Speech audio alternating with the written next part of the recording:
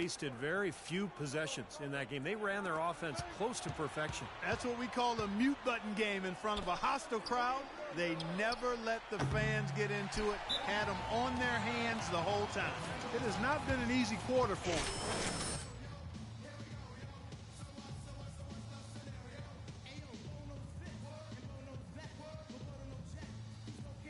Shake and Bake's checked in for Orlando. Over the last 10 games, Kevin, you can see where the Bucks rank in the league stats. First in steals, second in opponent points per game, and they show up also in the top 5 in opponent shooting percentage. That's because they've really made a commitment at the defensive end. Dan Clark, this is a team that scares opponents because of that steals number that you talked about. They're so good at anticipating plays. They seem to have a good scheme defensively night in and night out. They know their roles. They make their rotations. They read the passing lanes, and they frequently get out there, make steals, and then get out in their transition game. Well, you have to give him credit for making things happen last game. The team came up short, but Clark, he must have turned some heads with his play. Well, you know, it's very rare to see a player playing in his first NBA game have the immediate impact and confidence that he had. I think he may have a bright future in this league. And there's the foul against Milwaukee. Victor Oladipo played for the same college coach as Dwayne Wade. And, you know, their games actually draw some comparisons. Both are 6'4", strong, huge wingspans, and explosive athletes with that ball handling ability. I think Oladipo has a great future. And Oladipo, an all-around player. He can rebound, pass, and he can defend, even block shots. Yeah, and again, you see the parallels with Dwayne Wade, although not as tall and not quite as long as Wade. His charisma and passion, though, remind you a bit of Dwayne Wade in terms of his game. And I like his name, too, Oladipo. That's a nice basketball name. You can do a lot with that when he gets going. A little rhythm, yeah. Yes, sir. Here comes Oladipo. There you go. There you Oladipo. go. Yeah. There you go. And Henson kicks to Middleton. A three-pointer is right on target. Middleton's got himself going with the triple, his first basket of the game. The Orlando Magic coming to this one following a loss to the Grizzlies. Kevin, that game defensively was an absolute nightmare. They went into that building and just got blown out by a very hot team. Well, they didn't defend those shooters like they should have. And once the fans got into it and the arena started rocking and thumping and bumping, things only got worse. It has taken them no time to build this lead up on the strength of a great first quarter offensively. And they need to continue to put pressure on the defense and try to really run away with this one from here. He dishes it to Dudley. Outside Mayo. Feeds it to Dudley. Clock at 6. Oladipo against Mayo. That's good on the jump shot. There's 37 seconds left in the first quarter. Shake and bake passes to Fry. Orlando moving the ball around. Pass to Oladipo. The dish to Dedmon. 5 on the clock. Here's Montana.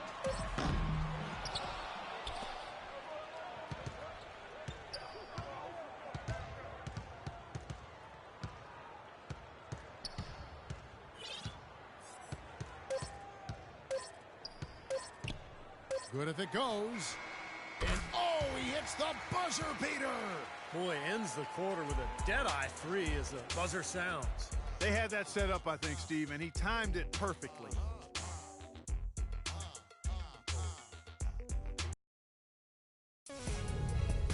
Coming up this Saturday night, January 31st, Dirk Nowitzki and the Dallas Mavericks take on Nikola Vucevic and the Orlando Magic. Be there.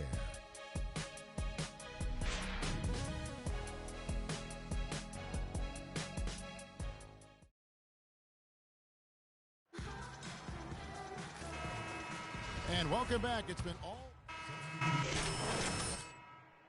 It's also changing it up. Parker's checked in for Plumlee. Antetokounmpo comes in for Jared Dudley. And Middleton subbed in for O.J. Mayo. Gordon and Vucevic, the big men inside. Fournier and Harris filling out the perimeter. And it's Montana in at the 1 spot. That's who's out there for Orlando. And now here's a quick peek at the best rookie free throw shooters over the course of the past month. In the third spot, Jabari Parker. Well, he got locked in at the foul line a few weeks back, and he's stayed that way ever since. Well, he's got as smooth a stroke as just about any of the first-year guys. I don't think there's any question about that.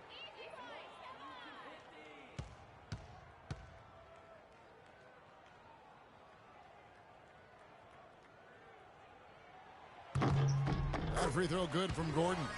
Shooting 100% in the quarter. They've made them all, taking full advantage at the line. Well, it's a nice job of really making the most of their opportunities. And that's good as he hits both of his shots. They're just over 80% from the line now. Much better than what they shot in the first.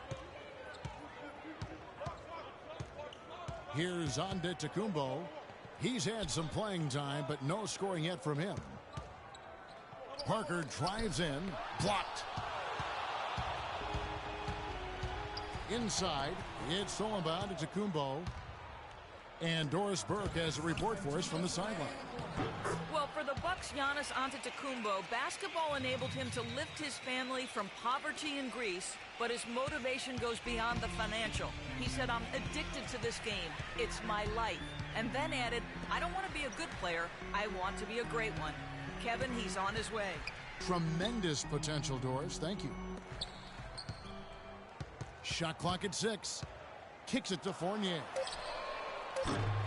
Misses the three.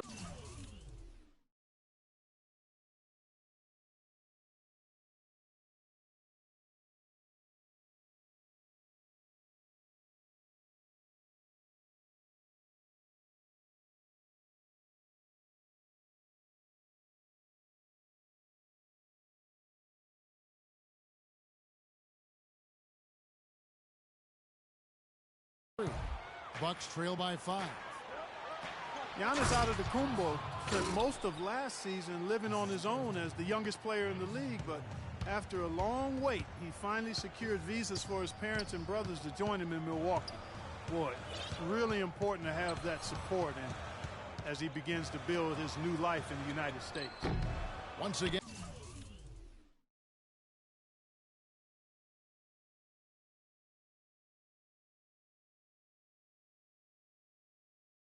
And off the mark, Orlando.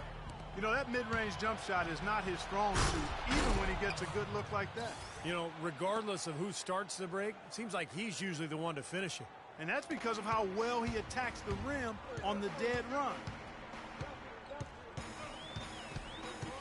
There's shake and bake.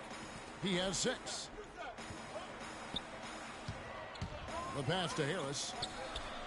There's shake and bake.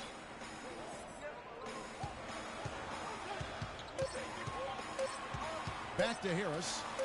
Fires it up. Here's Gordon. Lays it up and bangs.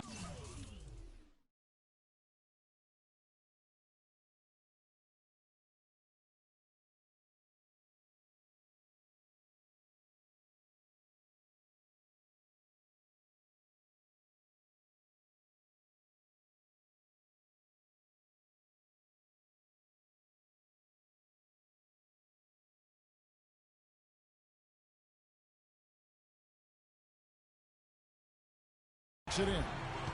Gordon's got 5 now. Strong rebounding, and he's rewarded with the easy putback. Question is, do they go 2 for 1 here? Can they get a good shot in time? That's the question.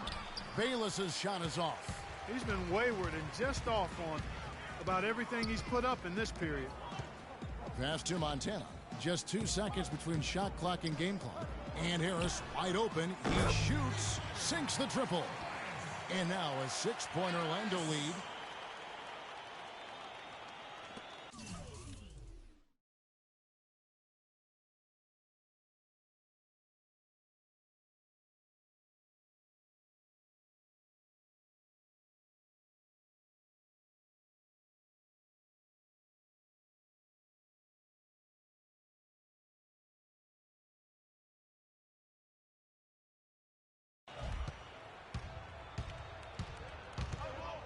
Here's Middleton. 14 points from him the last game against Miami. And his work on the glass is certainly noteworthy. He contributed in a number of ways. I thought he rushed it a little bit, guys, because he had a clean look. Just lost. And so that's the end of the first half. Orlando out in front, up by 6. And don't. Hey guys, some keys to talk about from what I've seen so far. This is a tight ball.